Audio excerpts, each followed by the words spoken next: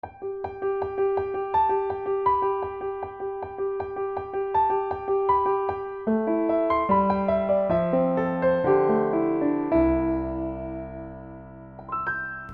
saudara, seperti hari kemarin saya sudah menerangkan tentang bahwa Roh Kudus adalah pribadi Allah, dan hari ini kita akan melanjutkan bahasan kita tentang Roh Kudus tentunya.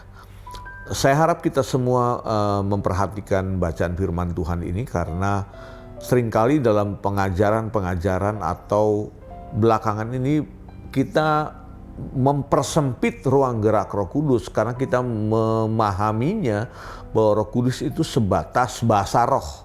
Satu, yang kedua, Roh Kudus sebatas kuasa. Padahal Roh Kudus saya katakan bahwa itu adalah pribadinya Allah sendiri. Jadi kalau bicara pribadi berarti Roh Kudus bisa merasakan, dia bisa berpikir, dia bisa mengerjakan segala sesuatu seperti yang dikerjakan oleh Yesus Kristus tentunya. Dan Roh Kudus itu ketika dicurahkan bagi setiap orang percaya, dia bergerak ke semua lini, dia bergerak ke semua pribadi untuk memberdayakan kita dengan tujuan supaya kita mengerjakan kehendak Tuhan di dalam kehidupan ini. Kebenarannya mari sama-sama kita akan melihat di dalam surat Efesus pasalnya yang keempat tentunya. Ada beberapa bagian yang perlu saya soroti terkait dengan pribadi Roh Kudus. Kita akan baca Efesus pasal yang keempat, ayatnya yang ke-30 sampai 32. Dikatakan demikian, dan janganlah kamu mendukakan Roh Kudus Allah yang telah memeteraikan kamu menjelang hari penyelamatan. Jadi saya katakan tadi bahwa Roh Kudus itu adalah pribadi dan dia punya perasaan. Makanya Rasul Paulus menuliskan, jangan kamu mendukakan Roh Kudus Allah. Jadi artinya Roh Kudus bisa berduka, iya. Pasti Roh Kudus bisa bersedih, dia bisa berduka. Berduka tentang apa? Ayat 31 menjelaskan, segala kepahitan, kegeraman, kemarahan, pertikaian, dan fitnah hendaklah dibuang dari antara kamu. Demikian pula segala kejahatan.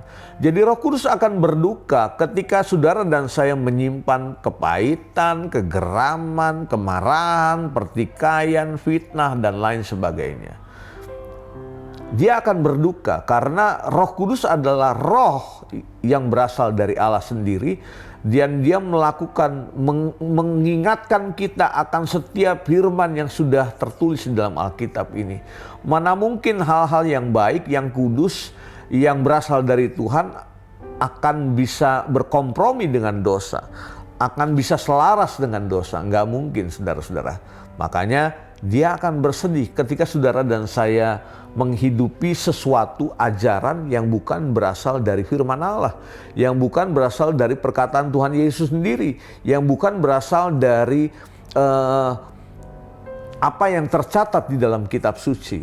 Makanya dia akan merasakan kontra gitu ya, akan kenapa kamu melakukan itu, kira-kira seperti itu. Nah, ayat yang ke-32 dikatakan demikian. Ini justru yang harusnya kita kerjakan.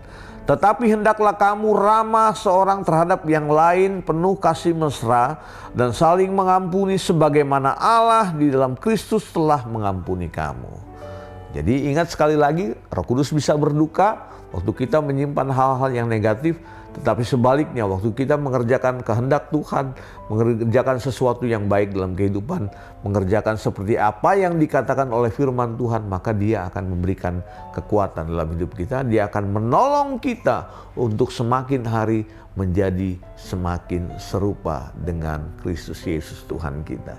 Itulah pribadi Roh Kudus yang ada di dalam hidup kita, yang tinggal di dalam hidup kita. Makanya pastikan hari ini, jangan biarkan Roh Kudus yang ada di dalam hidupmu, yang tinggal di dalam hidupmu itu bersedih, saudara-saudara. Pelihara hubungan bersama dengan Roh Kudus. Ya, waktu saudara berdoa, saudara merenungkan firman Tuhan, ajak dia berkomunikasi. Maka saya percaya Roh Kudus akan menuntun kita kepada kebenaran. Amin. Mari kita datang pada Tuhan.